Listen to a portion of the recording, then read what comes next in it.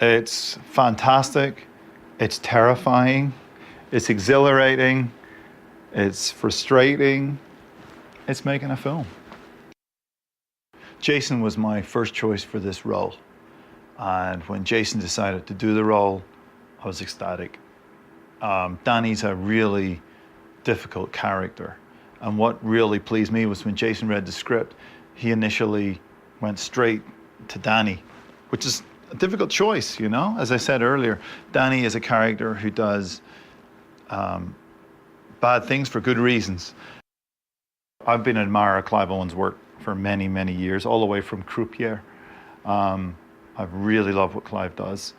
And then there's the other side to Clive, which you see in the BMW films, where he's a character not unlike Jason in The Transporter, where he drives and runs and does all those stunts, almost like a James Bond character. But what drew me to Clive for this role was the domestic side, and I think that's what interested Clive. In one scene, we've got a guy who hangs someone up by the elbows, beats them unconscious, throws them to the floor, stamps on their head, throws down a business card, and then the next scene, he's changing his baby's diaper and making toast. Robert De Niro is like the movie star. There's times when you stood on set and you looked at Robert De Niro. We did a fight scene in a train station, and he was amazing, and you go, oh yeah, Raging Bull.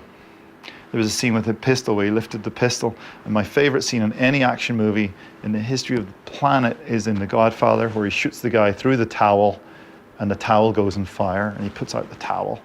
You go, this is Robert De Niro. Robert De Niro has done guns. Robert De Niro has done punching, and on top of that, you've got the best actor in the world. You know, he was fantastic, great, wonderful. Dom was great. Dom was wonderful. Dom totally embraced the character. Dom was actually the first person I met when we were setting out to do the film. And I met Dom in LA, and I knew Dom from Prison Break. But he was wonderful. I mean, I think most people who know Dom from Prison Break will have a hard time recognizing Dom in this film, because he put on weight, he grew his hair, he ate donuts, he flirted with women, he had a great time. Dom became Davies. And that made our lives so much easier. I mean, he was wonderful. We talked to a lot of SAS guys, and we also talked to a lot of Navy SEAL guys, because Danny had been in the Navy SEALs. So we spoke to SEALs and we spoke to SAS guys. And it was quite interesting because they were very different worlds. They're very different approaches. But where we could, we spoke to people. Obviously, some people didn't want to talk to us because of the book, and the book being quite controversial. But we got some really good advisors who were really great, you know. But there's always that point when you have to say, look, this isn't a documentary, and this isn't reality, this is a movie. It's a story, you know. And there's always the point on set where you have to turn around to someone who's saying, but this is how it actually is. And you have to go, I don't care. It doesn't work. No one's going to understand that, you know. No one's going to get that. We're just telling a story here, you know. So there was that element. But certainly the advisors were really good, and where it was crucial to get right, hopefully we got it right, you know. But we're dealing in a world of shadows here. We're dealing in a world of secrets.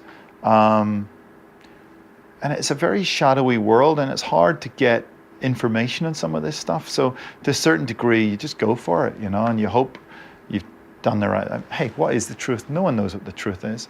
Everyone's got their own spin on the truth, you know. So, you know, we've told this story and we've gone for it. I want them to enjoy the story.